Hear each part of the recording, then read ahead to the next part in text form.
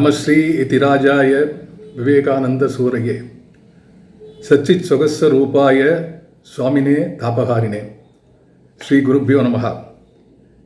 It gives me great pleasure, privilege and pride to talk on Swamiji, and I thank Swami Vivekananda for giving me this opportunity. Well, we are celebrating 125th year of Swamiji's return to India. And what a great event it is.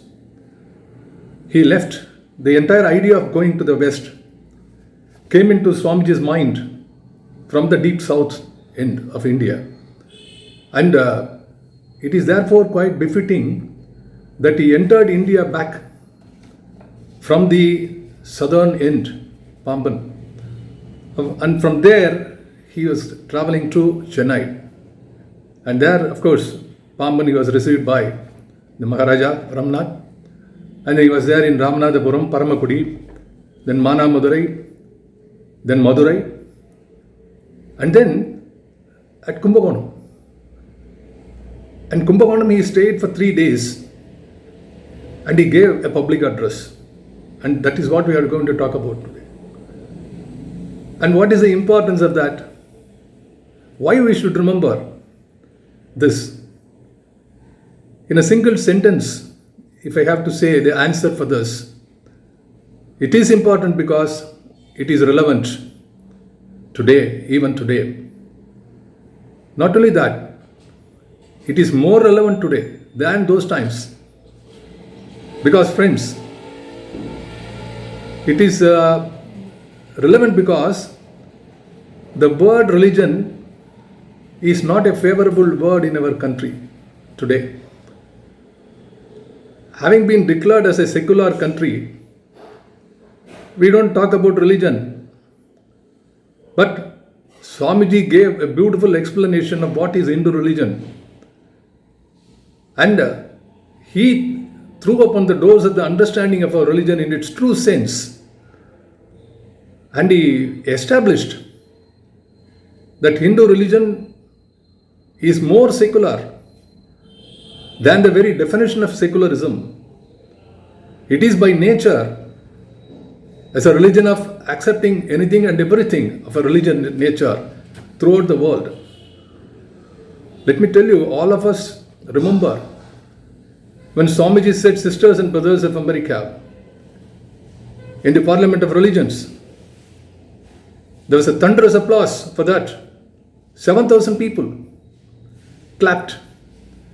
But we should also remember the following sentences. People stop with only this. It's oft-quoted Sisters and Brothers of America. All of you know.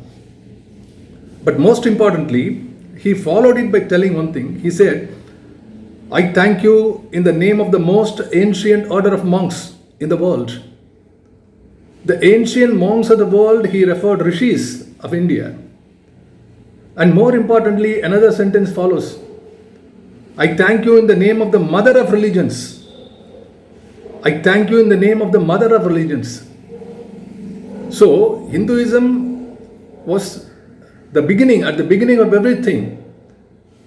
It was a mother, and therefore it is quite logical that having been all other religions born out of Hinduism, and all the people sitting there belong to different religions, they come from this old stock, and therefore Swamiji said sisters and brothers.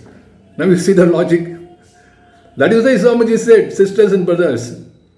And he did not simply said it with just openly, just like that. In fact, before him there were at least about a couple of people who have addressed the gathering as sisters and brothers. But when Swamiji said, it was entirely different. And because he meant this, he followed it up by telling that our religion is the mother of all religions. And therefore, it is very important for us to talk about the Kumbakonam lecture where Swamiji is elaborating on our religion and other aspects of religion. So, we have to follow that, and it is relevant today. That's the reason. We should take pride in our religion. We should take the pronouncements of our religion and put it to practice. It is the only solution to see the country surges forwards. Now, all this background, let me explain what is happening. The Swamiji opens the talk. You see, whenever Swami Vivekananda speaks, he gives the crux of the matter in the very first sentence itself. That's the beauty of his talks. It will entice the people. It will simply draw the people to him. You see his opening sentence, he says, in his own Kumbhakonam lecture, he says, a very small amount of religious work performed brings a large amount of result. And he is quoting himself as an example. And what a tumultuous 3.5 years in the West, more particularly United States of America and United Kingdom. And he says it's a very small amount of work, religious work. Well, that is humility, the humble statement. But then, when he came back to India, there's people everywhere, there's a crowd everywhere. Everybody wanted to have a look at Swamiji. Now Swamiji asked why it is happening like this. So, the first information he wants to give it to you, which is again, as I say, relevant today. Take up a religious work. Even it's a small work, the result is large amount, the beneficial to the entire country and the society. That is a very one particular sentence he starts with. And then he says, what is the difference between Hindus and Westerners in the treatment of religion? Swamiji reiterates the importance of religion to our country. Because he says, the entire country and the lives of our people are based upon religious scriptures and its background. It is not merely an ornament for us. It is the soul and life. That is what is religion for any Hindu, for that matter. And it is not so in the case of the West. Well, Swamiji has toured all around and he found that in the West it is more like an ornament. He says it's just like a Japanese vase, just like a Japanese fancy jar that is kept in the drawing room, just for the show, curio. But you have to go deeper than that. But for in India, it is entirely different. From birth to death, every one of our activities are based upon religion. Everything, whether you are opening an office or you are going to an office or getting up in the morning, everywhere, wearing a new shirt, you think about the God. You do everything with the background of religious understanding. Whenever we wear something on our forehead, we always remember, the body is always remembering that there is a God and the religious background is there, is in our soul. So therefore he says we should not forget our religion. He gives a beautiful example. The flowing Ganges right from the mountain, Himalayas down with a force. Can you change it? Can you just expect the Ganges to change the course of it? It's not possible. Like that, our entire life and soul of this country is based on religion. And you say it is not religious. And you say don't talk about religion. How is it possible? The entire structure of the country, the great Bharat, is based upon that. And what is the then Swamiji talks about, okay, small amount of religion work you do, it gives you great results. Then he says religion is the life and soul, life and spirit, and the entire thing is based on only religion. The next question he is attacking is, what is the difference between the religion of the West and our Hindu religion? He is giving a beautiful example there, writing it. Let me quote him. You cannot improve on Swamiji's words. It's better to stick on to his wonderful sentences. He says, every one of the great religions in the world, excepting our own, is built upon such historical characters. Based upon only historical characters. What he says there, every religion except Hinduism is all based upon some historical character. I don't want to elaborate. You think about it. But when the historical character is denounced or he is no more in existence or he is forgotten by the history, then the religion itself falls to pieces. This is what is seen in the world history. A religion based upon an individual historical character. It's no more. So some of my friends ask, sir, if that is so, then what about Rama and Krishna?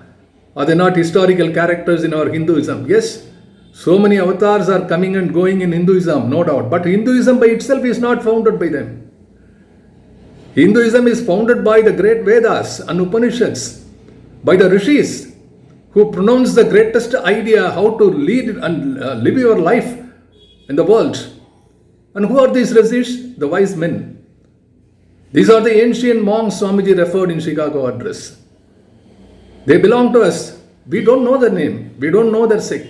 We don't know their race. They belong to our country. And they gave a lot of ideas how to live our life. So it is not based upon one single historical character, but it is the wisdom of great many ancient monks and rishis. And that's what he says. And they are the embodiment of eternal principles. Sages discovered them from the Vedas. And now and then the name of these sages are mentioned. Just their names. We do not even know who or what they were. So some sages have told this. In fact, after going through Kumbakonam lecture, then Swamiji goes to Chennai, and there he gave 4 lectures. The life and times of Swamiji. There he gave 4 lectures, and one of them is the sages of India. And that is what he is talking about. And what is the basic content difference between Hindu religion and others? That's the next question. Swamiji sticks on to understanding Hinduism. Finally, he turns his attention to how to do it practically from understanding our religion. So next question Swamiji deals with is, what is the difference in the content of Hindu religion and others? He says, a wonderful statement. He says, ours is a true religion because we are able to tell how to renounce. Through renunciation is a way to the goal and not through enjoyment. The difference, one difference is that Hinduism is not founded by a single historical character, but is out of the wisdom of the great sages of our country. And the next point is, what Swamiji says is, that it is a religion that talks about renunciation. Just, can you imagine? All other people are talking about acquiring wealth, acquiring material comforts, the creature comforts, how to live happily in this world. But to live happily is not depending upon how much of material wealth that you have. That's what Swamiji says. It is ingrained into the mind of the people of India. In India, no kings and maharajas are great. It is only the rishis, the saints and sages who renounced everything. Thuravikki Vendan Turumbu, there is a Tamil proverb there. And therefore, it is all that those who have renounced everything are the important people here. And then let me say, what finally talks about, Swamiji talks about so many other things.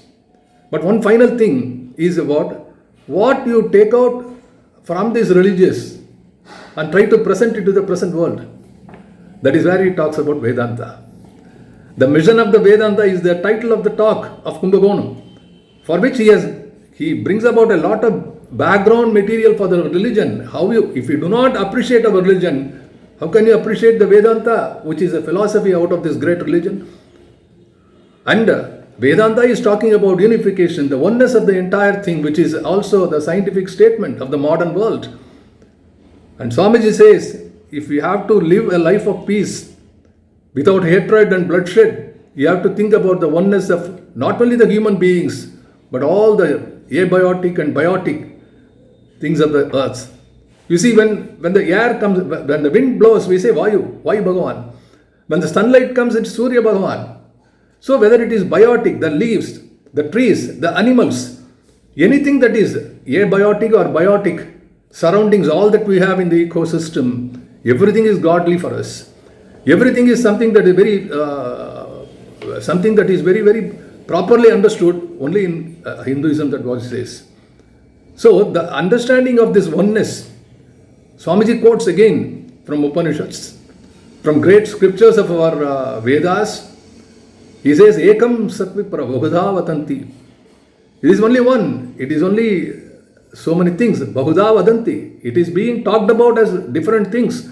But the source is only one. It is only from that one source everything comes out. And that's what he says. And when somebody asked him why Vedanta has become popular in the West, because the races of the West are eager for some new thought and for some new philosophy. And this particular Vedanta attracts them. For the simple reason, it is very logical also. And another final message Swamiji gives. I am proud to belong to a religion which has taught the world both tolerance and universal acceptance. This is what he says in Chicago address. Tolerance and universal acceptance. We believe not only in universal toleration, but we accept all religions as true. That is why when I started telling how Swamiji described our religion is more secular than the secular definition of secularism. This acceptance, this tolerance is the bedrock on which Hindu religion has prospered. And the sages have given this idea to the world, the entire world. And Swamiji rediscovered that for the benefit of the entire world, the universe, the universal message. Swamiji is not giving his idea only to this one particular region or other. His address has been truly and befittingly to the Parliament of Religions. That is where he said, is a toleration and acceptance. What more can you say? So this idea, what he has been spreading all along, he has given this idea in Kumbakonam. And friends, go, this is only a small idea that I shared with you. Go deeply read that. Read Swamiji. He is the only message that can save our nation at any level. If you want to prosper, if you want to develop, if you want to lead a life of peace in this country, follow Swamiji's principles and ideals. He says that everybody arise, awake, arise, awake, stop not till the goal is reached. So this idea of Swamiji, we have rediscovered it. Please revisit. The revisitability of Swamiji is always the relevance of the present day's requirement. And that is why we have to read this. Read the entire lecture of Swamiji at Kumbakonam, like any of his other utterings and messages. And finally, the idea what he has given also through the Upanishad Vedas and the great words, Asatoma Sadgamaya, Tamasoma Jyotirgamaya, Mrityorma Amartangamaya. Namaste. Thank you.